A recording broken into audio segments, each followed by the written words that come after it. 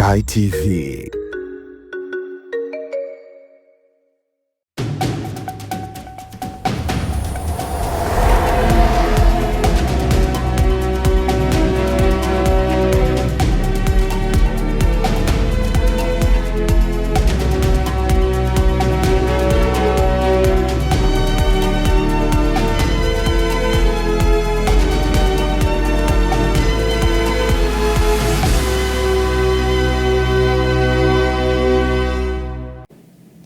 Ikikutangazia kutoka jijini Dodoma, karibu katika ulimwengu wa habari. Msomaji ni mimi Zinazire Mswima. Kwanza ni muhtasari wake. Serikali ya CCM yasema haitokoma kuwahudumia wananchi. Na kimataifa, leo ni kumbukumbu ya miaka miwili tangu shambulio la Hamas. Na katika michezo, Taifa Stars kukwaana na Zambia kesho mchezoni wa kufuzu kombe la dunia. Hujambo mtazamaji na karibu katika ulimwengu wa habari kutoka hapa Sky TV. Mgombea wa urais wa Jamhuri ya Muungano wa Tanzania kupitia Chama cha Mapinduzi CCM, Dr. Samia Suluhu Hassan amesema serikali yake ya CCM haitokuwa na mwisho katika utoaji wa huduma muhimu za kijamii ikiwemo maji, elimu na afya, akisisitiza kuwa huduma hizo zitaendelea kuboreshwa kadri idadi ya watu na mahitaji yanavyoongezeka. Akihutubia leo Jumanne Oktoba 7 katika mkutano wa kampeni uliofanyika kwenye viwanja vya Matawala wilayani Misungwi mkoani Mwanza, Dr. Samia amesema serikali yake itaendelea kuhakikisha kila Mtanzania anapata huduma hizo kwa ubora na ukaribu zaidi, ikiwa ni utekelezaji wa dhamira ya muda mrefu wa CCM kuwaletea wananchi maendeleo endelevu. Ndugu zangu wa Misungwi, mambo ya elimu, afya, maji, haya mambo yanaendana na ukuaji wa watu. Jinsi idadi ya watu inavyokuwa ndivyo huduma hizi zinavyohitajika. Niwahakikishie serikali ya Chama cha Mapinduzi hatuna mwisho kwenye kutoa huduma hizi. Jinsi mahitaji yatakavyokuwa yanatokea ndivyo jinsi tutakavyowahudumia watu. Lakini vile vile tunatambua maendeleo ya jamii kwanza, lakini maendeleo ya kiuchumi yanafuata. Tuko na nyinyi katika ujenzi wa miundombinu yote, iwe ya reli, iwe ya barabara, iwe usafiri wa kwenye maji, iwe usafiri wa kwenye anga. Serikali ya Chama cha Mapinduzi iko na nyinyi. Lengo letu ni kuiona Mwanza na wilaya zake inakuwa Mwanza ya maendeleo, Mwanza inayokuwa kiuchumi, Mwanza yenye watu wenye elimu na afya njema. Mwanza oye! Misungwi oye! Kazi na utu. Ndugu zangu wana Misungwi, ninatambua kuwa maji ni miongoni mwa mahitaji yenu makubwa na kuondoa kabisa mgao wa maji hapa mjini. Tayari kiasi cha shilingi bilioni 888 kimetolewa kwa ajili ya upanuzi wa mtandao wa maji wa kilomita 38 ambapo matenki mawili yenye ujazo wa lita 150,000 na lita 90,000 yamejengwa katika kata za Misungwi na Igokelo ili kupeleka maji kwenye maeneo ya mwinuko ikiwemo Mbela, Mwambola, Ng'ombe, Iteja na Mwamanga. Mradi huu umeshafikia asilimia 87 na utakapokamilika utawanufaisha wakazi 22,482 na bahati nzuri waziri yuko hapa, anajua kwamba watu wa Misungwi wanataka maji kwa haraka na amekuja kusikiliza hilo. Kwa upande mwingine, kwa upande wa vijijini, tuna miradi 10 yenye thamani ya shilingi bilioni 65 inayoendelea kutekelezwa, ukiwemo mradi mkubwa wa Ukiliguru unaohudumia vijiji 19 vya kata za Usagara, Ukiliguru na Koromije. Tayari tenki la maji la lita milioni 1,500,000 limekamilika katika kata ya Usagara na tenki la lita milioni 2 linaendelea kujengwa kata ya Ukiliguru. Mradi huu utanufaisha wananchi wapatao 85,500. Pia tuna mradi mwingine unaoendelea wa Ilujamate mpaka Buhingo unaotarajiwa kuhudumia vijiji 16. Hatua hizi zote na miradi hii yote ni uthibitisho wa dhamira ya Chama cha Mapinduzi na serikali yake kuhakikisha kila mwananchi anapata maji safi na salama. Tunapoenda mbele na mkitupa ridhaa, tutakamilisha miradi hii muhimu na kuongeza nguvu pia katika kushughulikia changamoto zinazotokana na uchakavu wa miundombinu ya usambazaji. Waziri Mkuu Kassim Majaliwa ameagiza Wizara ya Madini kufanya ufuatiliaji wa makampuni ya madini ambayo yameshikilia maeneo kwa muda mrefu lakini hawajaendeleza mpaka sasa, yakiwemo ni makampuni 3 wilayani Ruangwa. Mindi Joseph ana maelezo zaidi. Mheshimiwa Majaliwa amesema kuwa makampuni ya Nacho, Odanex na Paco Games Limited yanapaswa kusema hatima ya maeneo walioyahodhi kwa muda mrefu, vinginevyo ardhi hiyo itarudishwa kwa wananchi. Ametoa agizo hilo leo Jumanne Oktoba 7, 2025 alipotembelea kampuni ya uchimbaji madini katika kijiji cha Ng'au, Ruangwa, mkoani Lindi. Ruangwa inayo fursa ya graphite. Makampuni mengi yamejitokeza kuja kuchimba graphite. Kati ya makampuni 6 ambayo tunayajua ni 3 tu ambayo ndio wameshaanza utekelezaji. Tuna Lindi Jumbo, tuna Elianja Company na hii Lindi Graphite Technology. Tuna makampuni yaliyoanza ukaguzi lakini mpaka leo bado hawajaanza kazi, ikiwemo na Paco Games.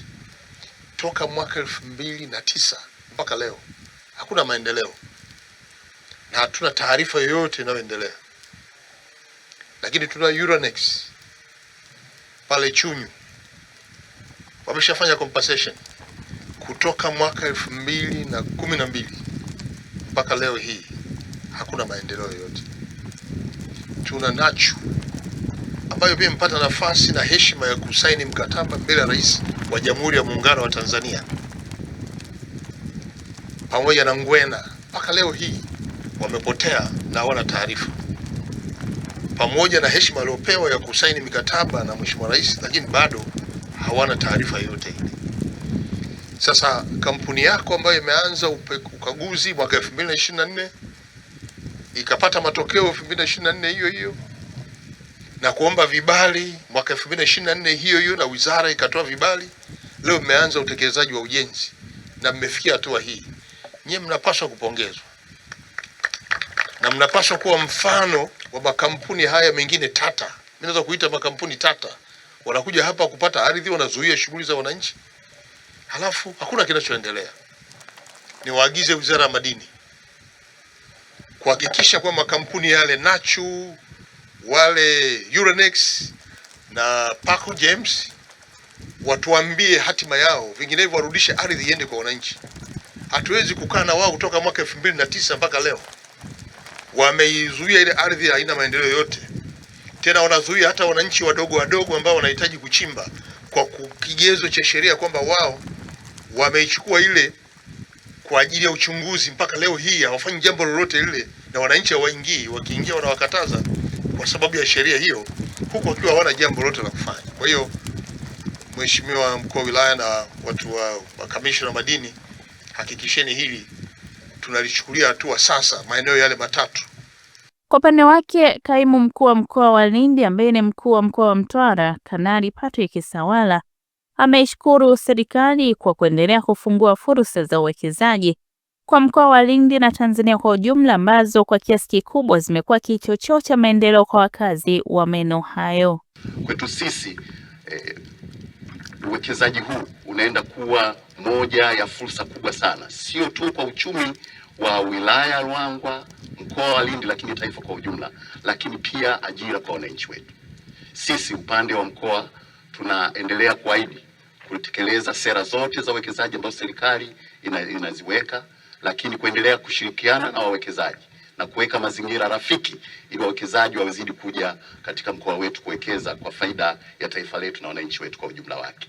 Lakini pia wananchi wetu tunatoa rai kwao kuendelea kushirikiana na wawekezaji hawa ili wazidi kuja wengi zaidi katika mkoa wetu wa Lindi. Mheshimiwa Waziri Mkuu, sisi mkoa wa Lindi kwa jumla yake na wananchi wote tunashukuru sana kwa jitihada hizi ambazo mnazifanya, na tunahakikisha kwamba taratibu zote zitaendelea kufuatwa na sisi tutaendelea kuzisimamia ili wawekezaji wazidi kuja, lakini na mazingira yawe rafiki zaidi kwa wawekezaji. Thamani ya mradi huo ni dola za Marekani milioni 20. Mendi Joseph, Sky TV. Shirika la usalama wa anga la Umoja wa Ulaya limekitambua rasmi Chuo cha Taifa cha Usafirishaji kuwa kituo cha kufanyia mafunzo na mtihani ya wahandisi na matengenezo ya ndege, hatua itakayowezesha wahitimu kuajiliwa katika mashirika mbalimbali ya kimataifa bila kufanya mitihani mingine. Nora Damian ana undani wa taarifa hii. Kutambuliwa kwa chuo hicho kunafuatia baada ya kukidhi vigezo vya kimataifa ambavyo vinahusisha kuwa na vifaa vya kisasa vya kutolea mafunzo hayo na wakufunzi wenye sifa zinazostahili. Katika hafla iliyofanyika chuoni hapo leo, mkurugenzi mkuu wa mamlaka ya usafiri wa anga Salim Msangi amesema chuo cha NIT sasa kimevuka mipaka na hayo ni mafanikio makubwa. Chuo kinapofikia hatua hiyo ni kwamba kimeshapanuka, kinatambulika kimataifa.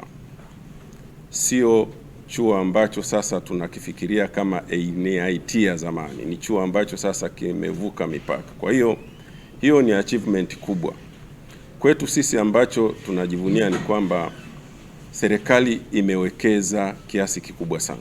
Tumeona vifaa vya kisasa kabisa, na ndio mwanzo mzuri wa kuenda kuzalisha wataalamu ambao ni competitive, ambao tumekuwa tukiwakosa kwa muda mrefu. Nchi yetu ina uhaba wa marubani wengi. Unakuta tunatafuta marubani toka nchi za nje, tunawalipa fedha nyingi. Pia tuna uhaba wa mafundi ndege ambao unakuta tunawafundisha kwenye vyuo vya nje, Ethiopia na nchi zingine kama Marekani, Canada na wapi huko Afrika Kusini. Tunapoteza fedha nyingi za kigeni, lakini kwa kuimarisha chuo hiki cha NIT, chuo chetu, ni kwamba wataalamu hawa watazalishwa hapa hapa nchini na tutaweza kuokoa fedha za kigeni ambazo tulikuwa tunazitumia kwa wingi kuzalisha wataalamu hawa, na Watanzania wengi watamudu gharama. Mustakabali wa anga ya Afrika lazima ujengwe na Waafrika wenyewe kwa viwango vya kimataifa hapa nyumbani Tanzania. Na tunapoelekeza macho yetu angani, tunaona hatufundishi wahandisi pekee, bali tunaihandisi Tanzania ya kesho. Leo ndoto hiyo imekuwa timilifu, tunaonekana duniani nzima. Tumeandika historia mpya.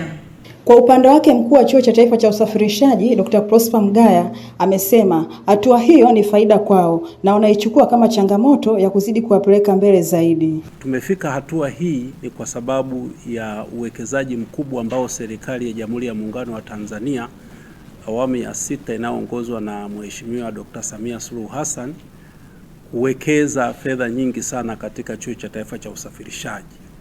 Mafunzo ya usafiri wa anga ni gharama sana. Sasa kama chuo tulipoanza, Watanzania wengi wamekuwa wakija hapa kwa ajili ya kupata mafunzo. Lakini kama mnavyofahamu, usafiri wa anga unasimamiwa kimataifa. Kwa hiyo wale wanaopata mafunzo hapa wanatakiwa wapate recognition au watambulike kimataifa. Sasa tukio la leo ambalo kituo hiki kimetambulika na shirika la kimataifa ambalo linasimamia usalama wa usafiri wa anga kwa Jumuiya ya Ulaya ni hatua kubwa sana kwa Watanzania. Atakayemaliza mafunzo mahali hapa akifanya mitihani anaweza moja kwa moja akaenda kaajiliwa katika mashirika mbalimbali ya kimataifa bila kufanya mitihani mingine. For the first time, Tanzanian students who have access to European standard aviation education. Next generation of Tanzanian engineers and aviation professionals can compete and thrive in the global aviation arena. Kutoka Dar es Salaam, Nora Damian, Sky TV. Asante Nora Damiani kwa undani wa taarifa hiyo. Mtazamaji, unatazama ulimwengu wa habari kutoka hapa Sky TV tulionayo usiku huu. Asunga aahidi kupigania ujenzi wa barabara kuu ya kata ya Msia kwa kiwango cha lami. Karibu tena mtazamaji, kama ndiyo kwanza unaungana nasi, hii ni Sky TV na mimi ni Zinazile Mswima. Mgombea wa ubunge wa jimbo la Vwawa, wilaya ya Mbozi mkoani Songwe, kupitia Chama cha Mapinduzi CCM, Mheshimiwa Japhet Asunga ameahidi kupigania ujenzi wa barabara kuu ya kata ya Msia kwa kiwango cha lami endapo atachaguliwa kuwahudumia katika kipindi hicho. Taarifa ya John Kiango kutoka mkoani Songwe inafafanua zaidi. Mheshimiwa Asunga alitoa ahadi hiyo wakati wa mkutano wa kampeni uliofanyika katika vijiji vya Malolo na Ibembwa, kata ya Msia, ambapo alisisitiza dhamira ya CCM kuboresha miundombinu ya barabara ili kurahisisha usafirishaji na kukuza maendeleo ya kiuchumi kwa wananchi. Mimi ndo mbunge wa kwanza kwenye wilaya ya Mbozi nimeamua kujenga barabara za rami kwenye jimbo langu. Kule Yura kule, yapanda ya Yura kwenda Idiwili, kilomita 21. Sasa hivi wakandarasi wapo, wanaweka lami mpaka Idiwili. Pale Vwawa, tumejenga Vwawa mpaka Ndolezi, kijiji cha Ndolezi, kilomita 11.4 tumeweka lami. Sasa hivi tunatereza. Pale Vwawa, kutoka Vwawa kwenda hospitali ya mkoa Hasamba, tumejenga kilomita 6.5, lami inapendeza. Sasa nimebaki na madeni barabara mbili. Moja ya barabara ninazotaka kwenda kupiga debe ni barabara ya kwenu. Na hiyo barabara inatoka London, inatoka Vwawa, inakuja London, inakuja Iganduka, inakuja Msia kushuka Isarara. Nataka kipindi hiki nikapige kelele mpaka kieleweke. Natamani hii barabara iwe ya rami. Ikiwa ya rami, mambo yatakuwa yako vizuri. CCM hoye! Maroro hoye! Kwa hiyo ndio itakuwa kazi yangu diwani. Tapiga kelele mpaka kieleweke. Wakinipa nafasi bungeni, nikisimama juu ya barabara, nitakuwa naisema hiyo barabara mpaka ieleweke. CCM hoye! Kwa hiyo hizi ndogo ndogo hizi tutaendelea kuzishughulikia. Lakini natamani kubwa ya rami. Najua Wambozi watakuwa wao wanazungumzia ya rami ya kwenda Kamsamba. Uongo kweli? Maana wao hawana hata ya rami hata moja. Mimi nazungumzia barabara kadhaa zina rami kwangu. Mimi nataka hii na ya Ipunga. Nataka ndo naenda kupiga kelele. Kushuka paka chini ziwe za rami. Zikiwa za rami hapo wazee takuwa wanaomba kwenu tena. Nikija mwaka 2030 naambia, mnaona nilipofanya? Naomba tena, mtanibariki. Uongo kweli? Nikishindwa kufanya kazi siombi tena. Uongo kweli? CCM hoye! Aidha, mjumbe wa kamati ya kampeni ya kumtafutia kura mgombea wa rais wa CCM Dr. Samia Suluhu Hassan, ambaye pia ni mbunge aliyemaliza muda wake, Mheshimiwa Stella Fiao, amewataka wananchi wa jimbo la Vwawa kudumisha amani na kuepuka kujihusisha na vitendo vya maandamano yasiyo na tija. Samia Suluhu Hassan, mama mchapakazi, mwenye mapenzi ya kweli na ya dhati kwa Watanzania. Unajua kuna wengine mimi nawaambieni wanapiga kelele huko, wanasema eti Oktoba tutaandamana. Hivi jamani, si hata nyani wana maandamano na hawajawahi kufanikiwa jamani? Kwani nyani hawaandamanagi huko? Walishawahi kufanikiwa? Sasa sembuse hawa. Alafu kwa bahati mbaya wanaopiga kelele wako nje ya nchi, warudi Tanzania tupige hapa kelele. Wanaogopa, wanajua mziki ulioko hapa sio wa utani. Amani yetu ni dhamana yetu, tutailinda kwa wivu mkubwa, na wanajua kwenye hilo Watanzania hatuna utani. Mtu anapiga kelele ya kuandamana siku ya Oktoba 29 wakati familia yake, mke wake na watoto wake wako Marekani. Sasa wewe na mimi mwana Malolo mwenzangu, hivi kikinuka wewe utajificha wapi? Utaenda wapi? Sema situsemezane tuko wenyewe hapa. Tunakwa kwenda mimi na wewe. Kuna kwa kujificha kwa hii? Kuna kwa kuficha watoto wetu. Lakini leo nataka niwatonye wakina baba, niwaambie ukweli. Hivi mnajua kwa nini tumeweka rais mwanamke pale juu? Mnajua ni kwa nini? Tumeshtuka. Wakati mwingi kikinuka, nyinyi wakina baba huwa mnakimbia nyumba, alafu kumbe mko mtaani hapa. Mnasema nimekimbia maandamano, nimekimbia hakueleweki watanikamata. Tulipui tukasema tutaweka mama kule ili tubanane hapa, yasiweko maandamano, isiweko migomo, tuwepo hapa. Hakuna kukimbilia kwa Fatuma huko ameacha watoto nyumbani. Piga kelele kwa wamama. Kwa kama kuna mtu atakuwa na mpango huo, mwambie blow imekula kwako. Huo mkakati ufie hapa. Amani yetu ni dhamana yetu. Lakini leo nataka niwaambie kwa nini tunasema tukipigie Chama cha Mapinduzi kula za ndio na za heshima. Ni kwa sababu gani? Jambo la kwanza, chama hichi kimelinda dhamana ya amani ya nchi yetu. Ni uongo? Lakini nyinyi wenzangu wanavaa, sina nyinyi ni wakulima? Nikiripoti kutoka mkoani Songwe, mimi John Kiango, Sky TV. Mwanasheria mkuu wa serikali Hamza Johari amewataka mawakili wa serikali kuwa na ari ya kujifunza ili kuhakikishia maarifa wanayoyapata katika mafunzo yanayowekwa katika vitendo kwa lengo la kuendeleza programu ya ubia kati ya sekta ya umma na sekta binafsi kwa ufanisi na kwa mujibu wa sheria na kanuni zilizopo. Mwanasheria mkuu ameyasema hayo wakati akifungua mafunzo kwa mawakili wa sekta kuhusu masuala ya ubia kati ya sekta ya umma na sekta binafsi yanayofanyika jijini Dodoma kuanzia leo tarehe 7 hadi tarehe 9 Oktoba 2025. Kuna mikataba wakati mwingine unasikia mbona mrefu sana, mbona miaka mingi na nini. Sasa inategemea ni kiasi gani. Kama is a 42 billion US dollars project, definitely it should be very long. Kwa hiyo kuweza kupata hizo faida kurudisha.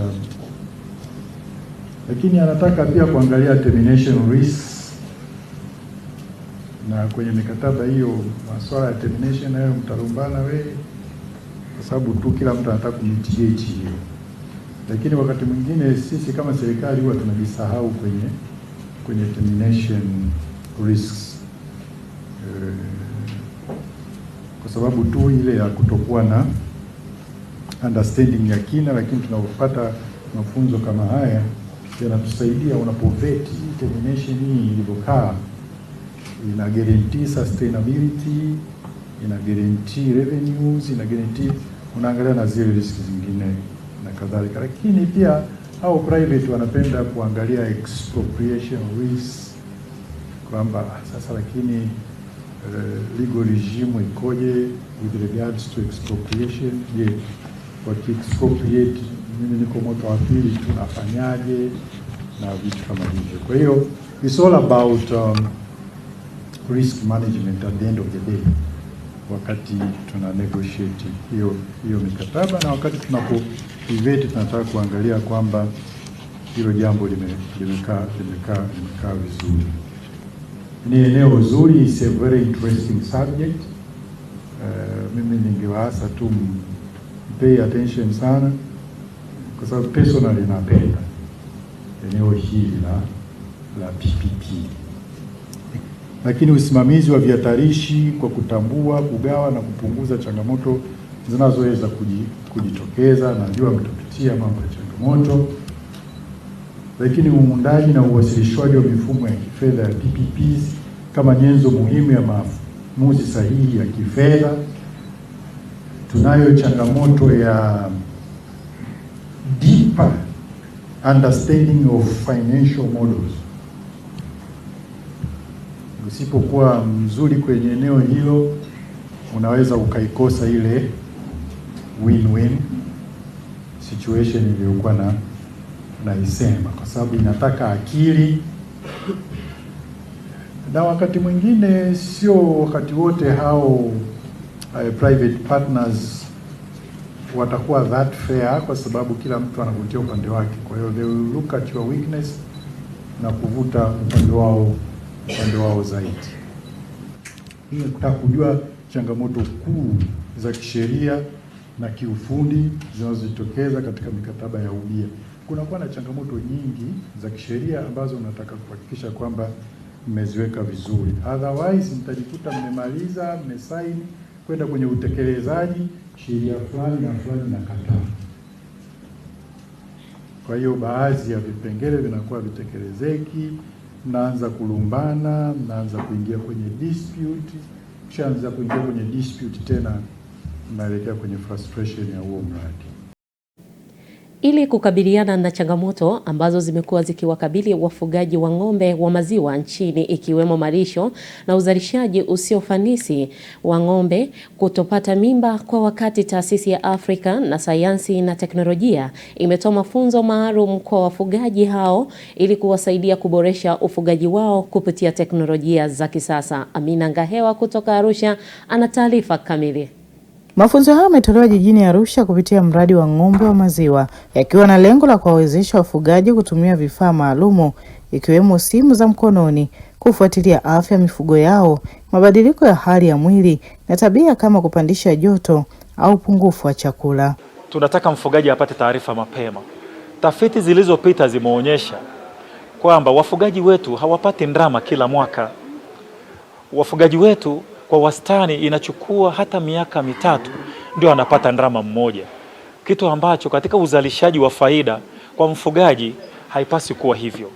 Kwa hiyo teknolojia hii inamsaidia mfugaji kupata taarifa mapema, kutoa taarifa kwa mhamilishaji mapema, ili ng'ombe wake aweze kupandishwa kwa wakati na aweze kupata ndama kila mwaka.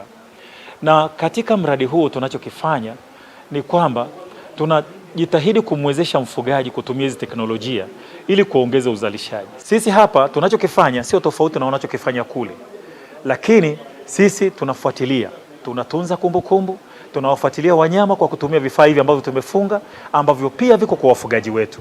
Kwa hiyo wao kuja hapa kwanza wajionee tunafanya nini, lakini pia yale tuliyoyaona kutoka kwenye mashamba yao tuanze kushirikishana jinsi ya kuboresha kwa kutumia teknolojia tulionayo.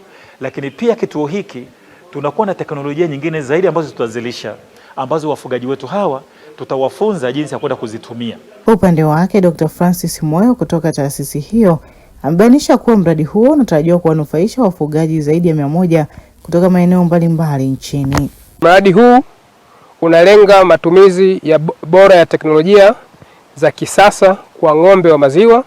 Unategemea kuwanufaisha wafugaji wengi kwa kuweza kuwapatia taarifa za mifugo kwa wakati, taarifa kama ng'ombe ameshiba, amekunywa maji ya kutosha, dalili za magonjwa na ng'ombe kuhitaji dume kwa wakati. Ni baadhi ya taarifa mfugaji anazipata kwa wakati na kuchukua hatua.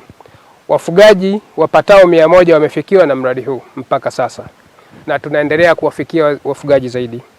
Ni mategemeo yetu kuwa matumizi ya teknolojia za kisasa kwenye sekta itabadilisha uzalishaji wa mifugo kwa kuongeza tija. Kwa upande wao wanufaika kupitia mradi huo ambao ni wafugaji wa ng'ombe wa maziwa, wanabainisha namna mradi huo utakavyoboresha ufugaji na kufanya uwe na tija. Mwanzoni ng'ombe alikuwa hata akiingia joto ulikuwa huwezi kufahamu kwamba ameingia joto, pengine unakuwa umechelewa au unawahi sana, lakini kwa sababu mradi umekuja na teknolojia, tunakuwa tunapata taarifa kwenye simu zetu, unajua kabisa ng'ombe ameingia joto, na tunashirikiana na maafisa mifugo wanakuja kutupandishia ng'ombe wetu kwa wakati. Huu mradi unatukomboa kwa sababu hatupati hasara kama tulivyo tunapata mwanzoni. Kama ng'ombe ni mgonjwa tayari napata taarifa kwenye simu. Ng'ombe anahitaji mbegu, napata taarifa kwenye simu. Hajapata chakula cha kutosha, napata taarifa kwenye simu.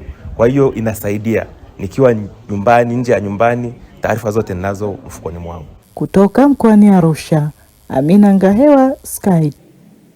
Asante Amina Ngahewa kwa undani wa taarifa hiyo. Mtazamaji, tunahitimisha katika habari za kitaifa na sasa tunapata mapumziko mafupi. Tukirejea tunaungana na Godinless Gaspar katika habari za biashara na uchumi.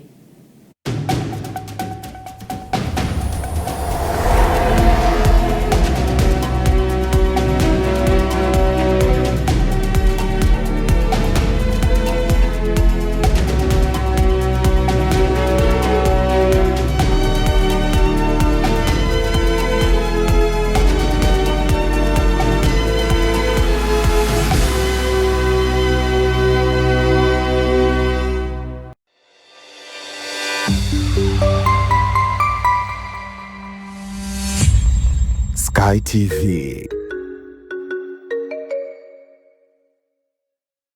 Habari, jina langu ni Sarah kutoka ya ZIC. Kazi yangu ni kukuongoza katika kufanya maamuzi sahihi ya kujikinga wewe na mali yako dhidi ya majanga yasiyotarajiwa kwa kupata bima kutoka ZIC. Je, unaifahamu ZIC?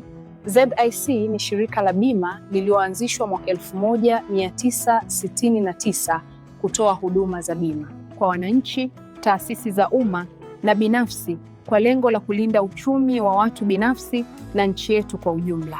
Lengo letu ni kuwa kampuni ya bima inayoaminika na wateja na kutambulika kote Afrika Mashariki. Dhamira yetu ni kulinda na kuwawezesha wateja wetu kwa kuwapa huduma bora na za kuaminika. Baada ya utangulizi wangu, je, ungependa kujua kuhusu huduma zetu? ZIC tunatoa huduma za bima za mali na ajali, na kati ya hizi ni bima ya magari, bima ya wizi, bima ya moto, bima ya mizigo. Je, unazijua branchi zetu?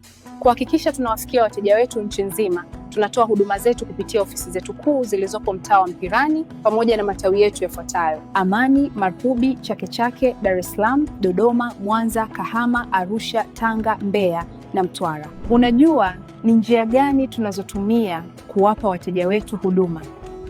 Tunatoa huduma kupitia ofisi zetu, kupitia mawakala na madalali wa bima waliosajiliwa na Mamlaka ya Bima Tanzania, kupitia mawakala wa Bank Assurance na pia kupitia mitandao ya simu kupitia Voda Bima na Mix by Yas. Karibu ufurahie huduma zetu kwa masaa 24. Tunakujali.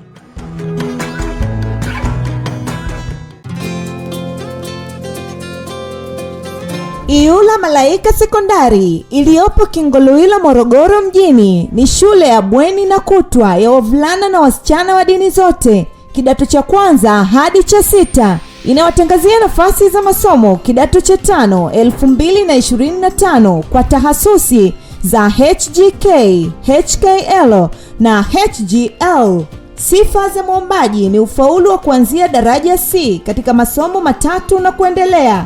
Kuhamia kidato cha kwanza na 3 mwaka 2025 kwa masomo ya science, sanaa na biashara. Usajili unafanyika kila siku za kazi saa 2 kamili asubuhi shuleni Iyula Malaika Sekondari. Ada inalipwa kwa awamu 4 tu kwa mwaka. Form za kujiunga zinapatikana shuleni Iyula Malaika Sekondari na kwa Dar es Salaam Msimbazi Center chumba namba 9. Kwa mawasiliano zaidi piga simu namba 0786 88 58 80, 0747 84 50 01 au 0716 30 18 83.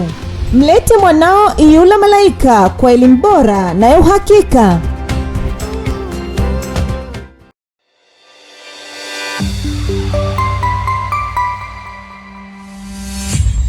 Sky TV.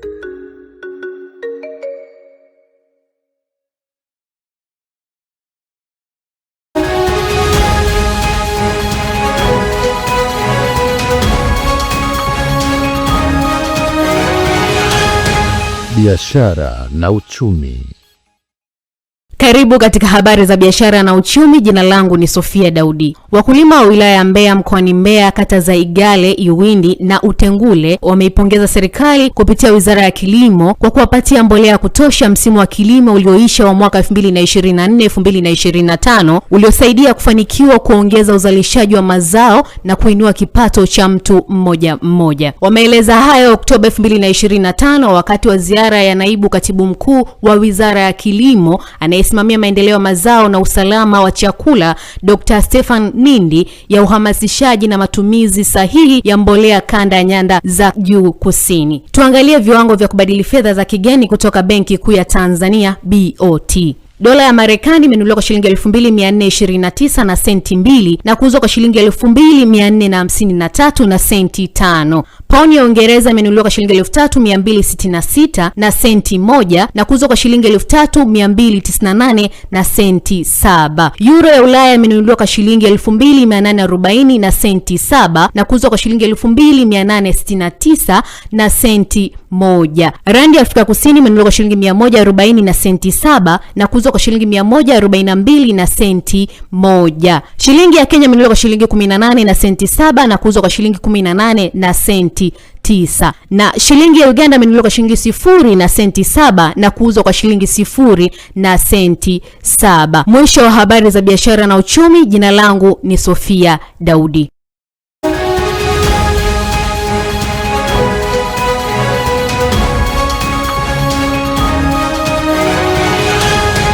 Biashara na uchumi.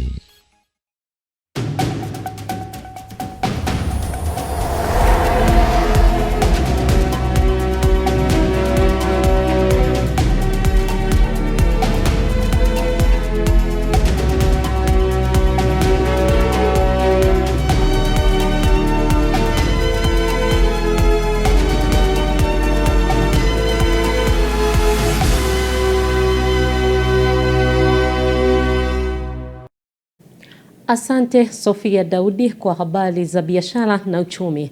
Na moja kwa moja tunaangazia katika habari za kimataifa. Tuungane naye Pius Jayunga, ambako kubwa zaidi leo ni kumbukumbu ya miaka 2 tangu shambulio la Hamas.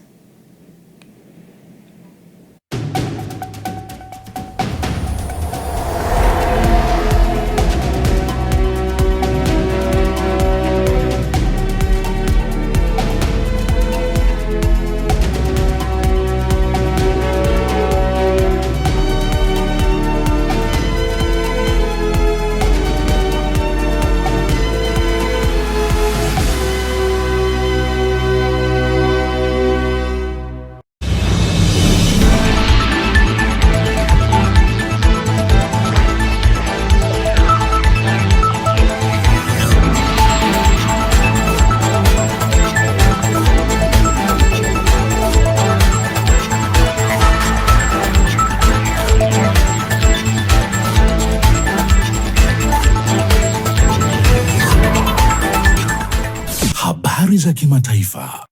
Karibu katika habari za kimataifa. Naitwa Pius Jayunga.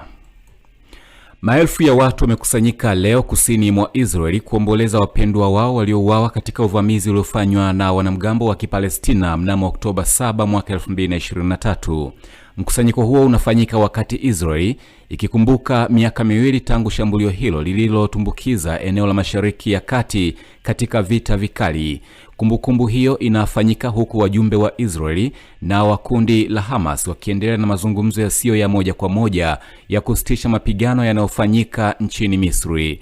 Kumbukumbu hiyo imeandaliwa na familia zilizopoteza wapendwa wao, tofauti na hafla rasmi itakayofanywa wiki ijayo na serikali kwa mujibu wa kalenda ya Kiebrania. Mgawanyiko huo unaonesha tofauti kubwa kuhusu uongozi wa Waziri Mkuu Benjamin Netanyahu, ambaye anakosolewa na wengi kwa kushindwa kuhakikisha usitishaji mapigano, hatua ambayo ingefungua fursa ya kuachiliwa kwa mateka waliobaki mikononi mwa Hamas.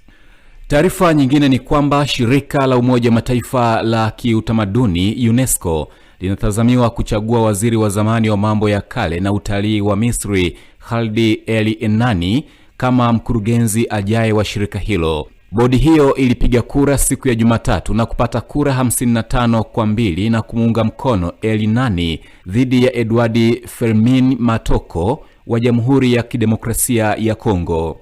Iwapo atafaulu, El Enani atakuwa chifu wa kwanza wa UNESCO kutoka taifa la Kiarabu na wa pili pekee kutoka Afrika. Atachukua nafasi ya André Azoulay wa Ufaransa ambaye amehudumu kwa miaka 4 kama mkurugenzi mkuu. Uteuzi wa El Enani sasa lazima uidhinishwe na mkutano mkuu wa wanachama 194 wa baraza hilo utakapokutana nchini Uzbekistan mnamo mwezi Novemba. Marekani ilipiga kura mwezi Juni. Washington ilishtumu UNESCO kwa upendeleo dhidi ya Israeli na kusema kuwa itaondoka katika shirika hilo mwishoni mwa mwaka ujao. El Enani amesema atafanya kazi kuirejesha Marekani.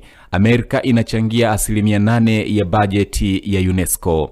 Mtaalamu huyo wa masuala ya Misri mwenye umri wa miaka 55 alihudumu kama waziri wa mambo ya kale na baadaye utalii chini ya Rais Abdel Fattah el-Sisi kuanzia mwaka 2016 hadi mwaka 2022.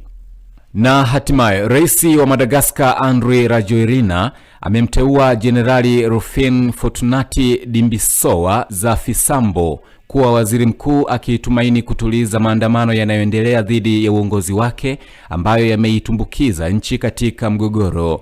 Akizungumza akiwa Ikulu, Rajoelina amesema waziri mkuu mpya anapaswa kuwahudumia wananchi na awe mtu safi, mwenye uadilifu na anayefanya kazi kwa haraka. Pamoja na kiongozi huyo kutoa ahadi ya kile alichokiita tayari kuiokoa Madagascar, hatua yake ya kuvunja serikali nzima wiki iliyopita haikuweza kukidhi kiu ya waandamanaji. Maandamano hayo ambayo yalianza kutokana na hasira dhidi ya kukatika kwa maji na umeme mara kwa mara katika kisiwa hicho cha bahari ya Hindi chenye umaskini yamegeuka kuwa harakati za kupinga serikali zinazomtaka Rajoelina ajiuzulu. Mwisho wa habari za kimataifa. Naitwa Pius Jayunga.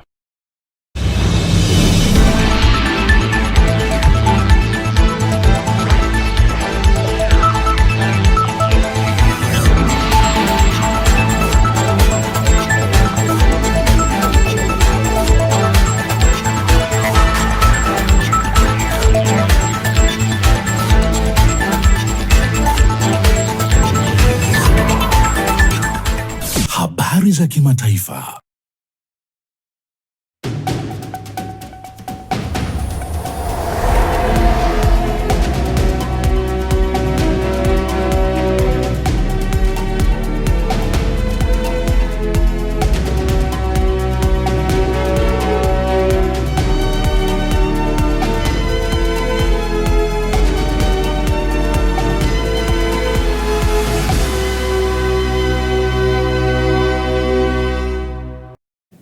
Asante Pius Jayunga kwa mkusanyiko wa habari za kimataifa.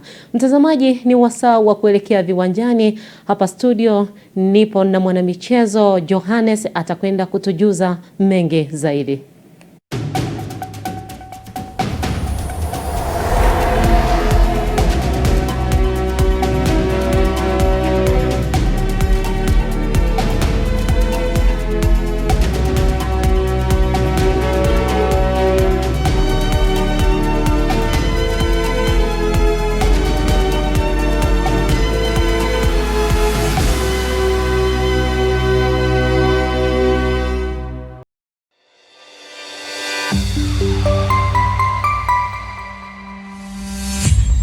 Sky TV.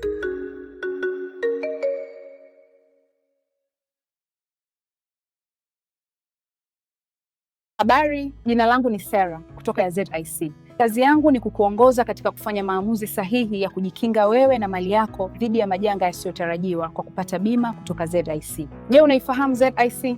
ZIC ni shirika la bima lililoanzishwa mwaka 1969 kutoa huduma za bima kwa wananchi, taasisi za umma na binafsi kwa lengo la kulinda uchumi wa watu binafsi na nchi yetu kwa ujumla.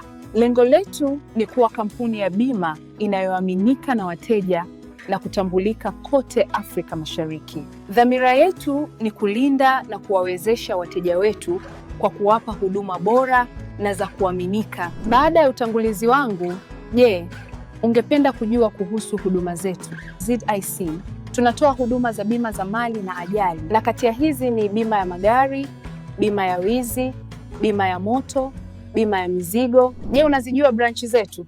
Kuhakikisha tunawafikia wateja wetu nchi nzima, tunatoa huduma zetu kupitia ofisi zetu kuu zilizopo mtaa wa Mpirani pamoja na matawi yetu yafuatayo: Amani, Marhubi, Chake Chake, Dar es Salaam, Dodoma, Mwanza, Kahama, Arusha, Tanga, Mbeya na Mtwara. Unajua ni njia gani tunazotumia kuwapa wateja wetu huduma?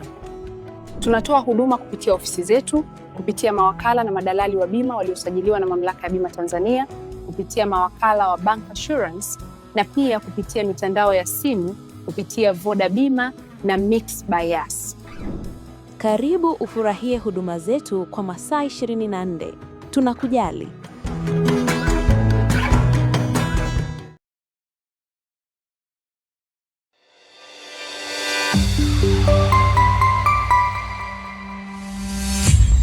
Sky TV.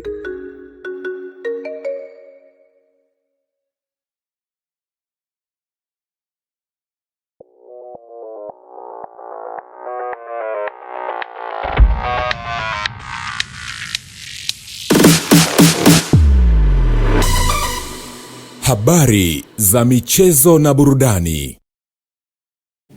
Huwali gani mtazamaji wa Ulimwengu wa Habari, karibu katika habari za michezo na burudani. Mimi ni Johannes Michael. Na moja kwa moja tunaanzia hapa nyumbani ambapo kocha mkuu wa timu ya taifa ya wanawake ya Tanzania Taifa Stars Bakari Shime ameita kikosi cha timu ya taifa ya wanawake Twiga Stars kwa ajili ya kujiandaa na michuano ya AFCON, ambapo timu hiyo ya Taifa Stars ya wanawake ya Twiga Stars itaingia kambini Oktoba 13 mwaka 2025 kujiandaa na mchezo wa kufuzu AFCON dhidi ya timu ya taifa ya Ethiopia. Namshukuru Mwenyezi Mungu, nafikiri tuko salama, tumewasili Zanzibar vizuri jana baada ya kutoka Dar es Salaam.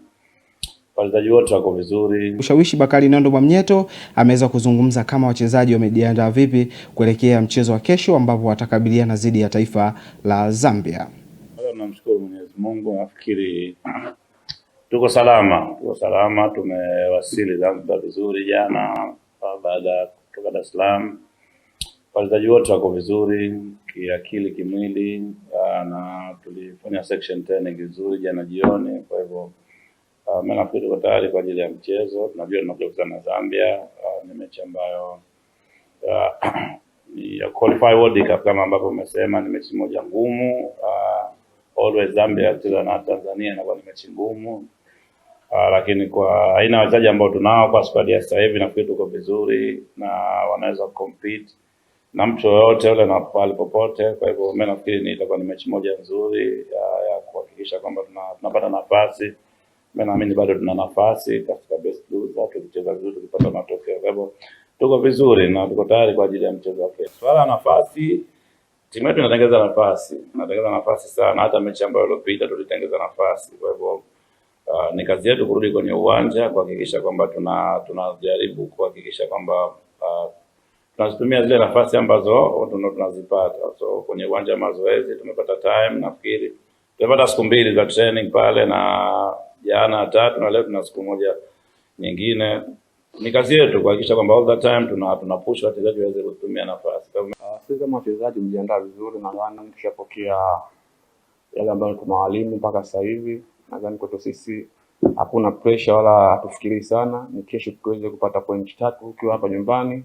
Nadhani Tanzania kesho watokee kwa wingi, waliokuwa Zanzibar na nje ya Zanzibar waje kwa kutu support, na imani kesho tunashua point 3 hapa nyumbani. Sisi tunaenda kama finali mchezo wa kesho. Yote iliyopita hiyo ishapita, kesho tunaenda kama finali.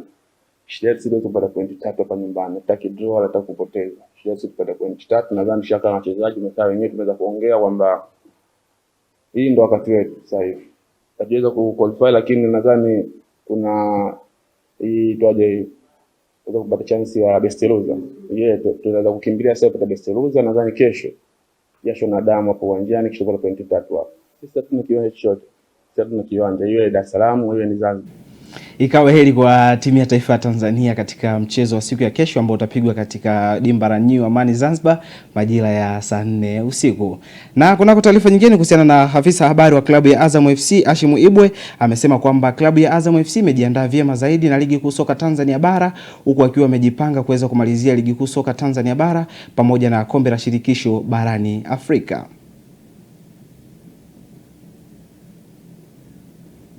Sasa hivi tuko kwenye mapumziko mafupi kwenye kalenda ya FIFA. Baadhi ya wachezaji wetu wameitwa national team, zaidi ya wachezaji 6 au wachezaji 7 kwenye timu ya taifa. Tunaombea heri pia, lakini kwa wale ambao wamebaki wamekuwa kiendelea na mazoezi kwa kipindi kimoja angalau cha siku ili kuendelea kujiweka sawa.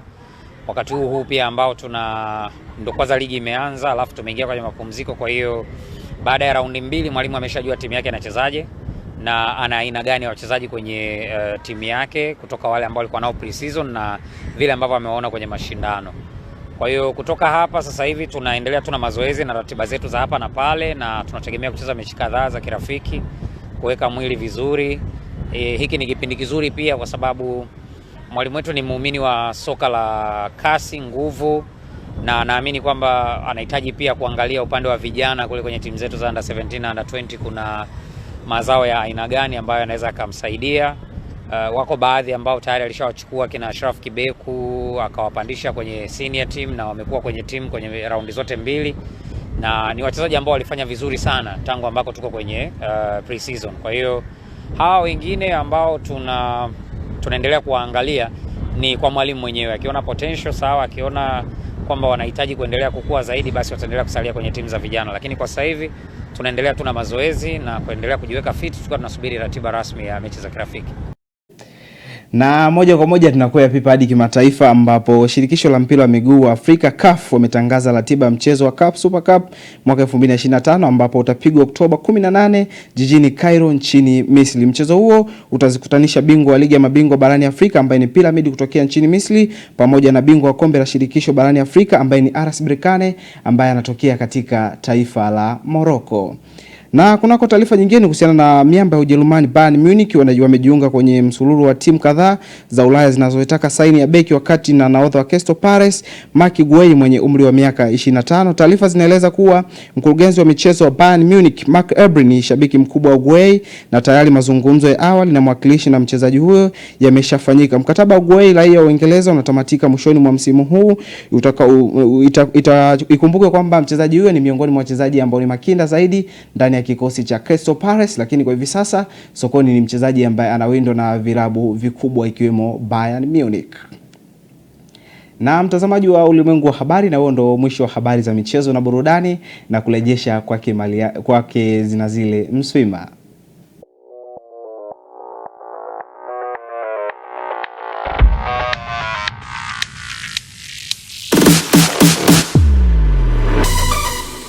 Habari za michezo na burudani.